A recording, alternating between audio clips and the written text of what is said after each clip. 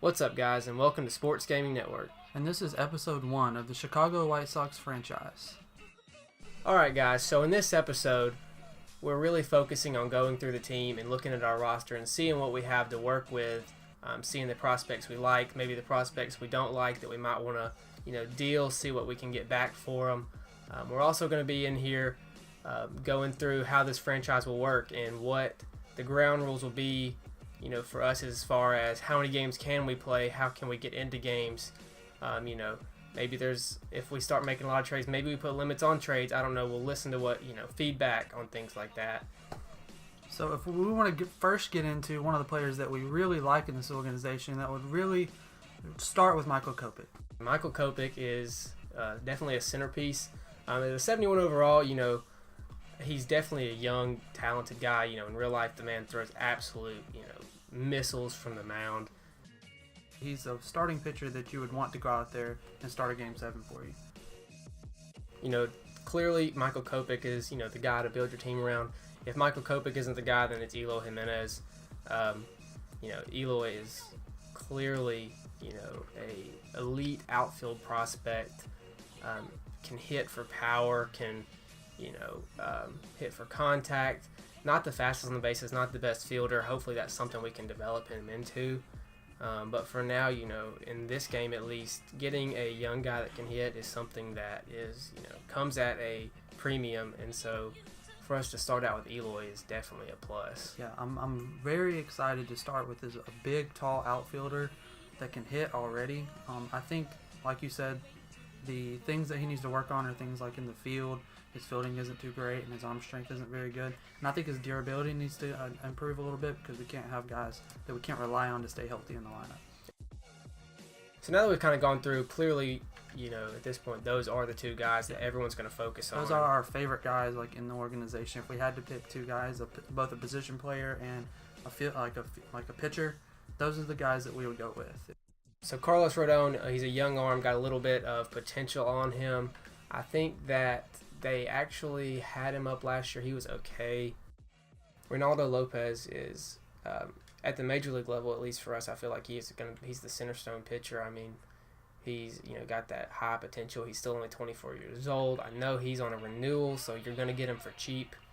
So that's a guy that you look to build around for sure. It's not getting any younger at this point.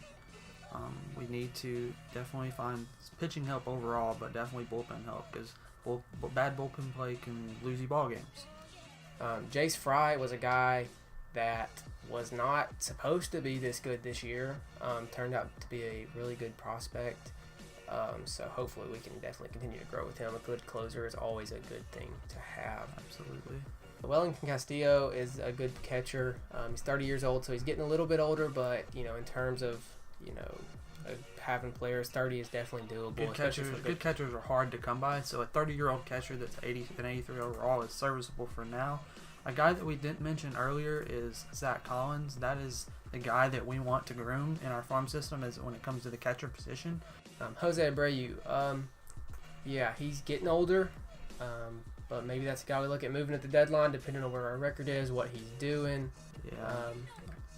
A guy like that last year hit 33 home runs, but how good were the White Sox? He may have hit 33 home runs and hit 304, but how good were they? That doesn't do much for the team when he's a good player on a bad team. Clearly, the guy in the majors right now to build around is young. He is definitely good. He's got a little pop on his bat. He can hit for a little bit of power. I think the thing that really sets him apart is he does have some speed. He's a good fielder. He can, he can lay bunts down. He can move people around the bases. So he might not hit for a great average. He might not put 40 home runs out, but, I think a good number. If he can hit 15 to 20 home runs and bat 260, I think it's a good year from him, when you've got a 22-year-old that's that good of a fielder. Tim Anderson, a good shortstop, been here for a couple years in the majors. With him being 24, we have him locked up for the next 5 years. And so we have options as to what we want to do with him. He is making quite a bit of money, but so if he doesn't perform, that could be a guy that we move. It really just kind of depends on what he does. Daniel Palka, he, I think, played pretty well this year, actually. I believe he spent some time with the Twins. before he was with the White Sox. Yeah. Hits for power against righties. He's a decent fielder. He has okay arm strength and accuracy, but it's a guy that he's already 26 with a B potential. You want to see him get better. He can go in for Brayu at first base. All-around utility player. Adam Engel, really good fielder. Can't touch a ball with the bat. He's very fast, so he's definitely a guy that you can rely on to play center field.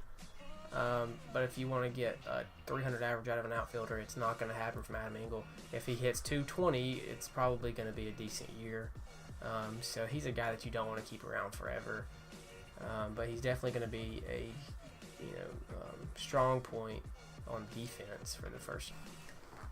Avisail Garcia hits for contact pretty well. Can hit the ball, for power a little bit. Not really what I want out of a right fielder, but he does have the arm to do it for sure.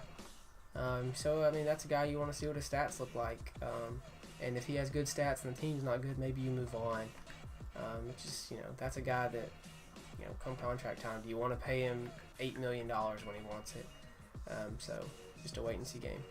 All right, guys, we're going to go figure out the roster and where everyone falls for this first season, and we'll be right back. All right, guys, we're back. So after everything, here is what we're going to go with for our starting lineup for opening day. We have Tim Anderson leading off, Yon batting second, Jose Abreu third, Matt Davidson cleaning up. Hopefully that, power will help him out. I know he's not going to see the ball at all, but like we said, he's a boom or bust guy. Avisail, he definitely has the contact about in that fifth spot, definitely, protects Matt Davidson. Omar, I think what our plan is we're going to, rotate our catchers around versus lefties and righties. Wellington does tend to play a little bit better with lefties, especially with his power. So that's the plan there. Palka in left field. Mickey Delmencio being our DH against righties. And Adam Engel, being the second leadoff batting ninth right now. So hopefully he'll improve, but for now he's there to be that speed guy. Hopefully, maybe move people around, help Tim Anderson get on base, let him hit him around with that 92 speed. As far as the pitching rotation goes, we're going to start with Reynaldo, as our number one starter. He's clearly not the best overall, but he's the guy that we want to roll with. This is not a season we're about to make the playoffs in unless something crazy happens. So, Reynaldo is a guy we want to get him as many starts as possible, let him get better. Rodon second. We did sign Kodai Senga. He's a Japanese prospect. He, in real life, is absolutely fantastic in the Japanese league. Put up some crazy stats. So we went ahead and signed him because we did not have anyone else to bring up unless we brought up Kopech. But there's no point in us, wasting Kopech's MLB time just because the team isn't good. It'd be a waste for him. He wouldn't be put in a good position to win games, so it's a thing where you want to keep him down. Long story short, we just needed some starting pitching. James Shields was going to be like our number two, and that just wasn't going to be able to work. We had to sign somebody, and so that's why we went with him. So James Shields at 4, Lucas Giolito at 5. The only reliever we ended up signing was Steve Geltz.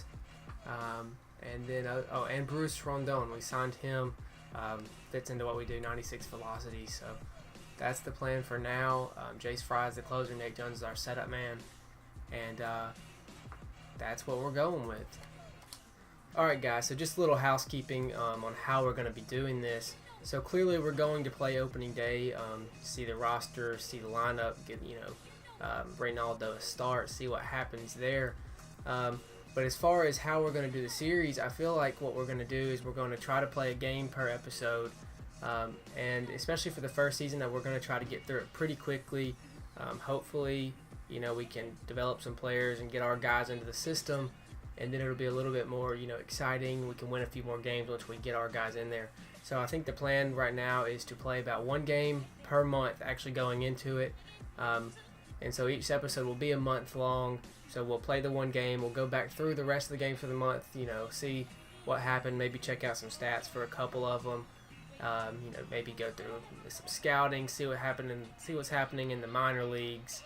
But other than that, I think that's how we're going to do it, and we're going to go about one game per month. Yeah, I think the goal of our, like you were saying, is to kind of get through the season and kind of get our guys in there, like get the Eloys up there, get the Kopech up there, like get our guys into the majors and put ourselves in a better position to succeed. Because right now we're a rebuilding team, and that's all there is to it. We have to get through a couple draft classes, get some more prospects in the organization, because they're really either, like I said, it's a wait and see on a lot of these guys, and so like we have to get our guys in there. And I think at the end of each episode, we're going to look at, like we were saying, some of the minor league guys, and we may move some guys around depending on how they're playing. If somebody's killing it in Double-A, we may give them a chance in Triple-A, and vice versa. If they're not doing well in Triple-A, we may move them down. Same thing with the majors. If we have a guy that is not playing well, we'll send him down to the minors, kind of try to give him a chance to get his game back on track, and then if he doesn't get his game back on track, maybe we move him. That's when we get him out of there. So like we'll play the field like that, play our minor league system like that, and that's really how we're going to try to go about making these episodes. We want to make it entertaining, we want to make it fun for you guys. Alright guys, thanks for watching, and if you enjoyed what you saw, make sure to subscribe. And leave a like down below. Also, don't hesitate to leave a comment if you have any ideas or things you'd like to see us do on this series. But until next time, this is the Sports Gaming Network, and that's us signing out. Peace.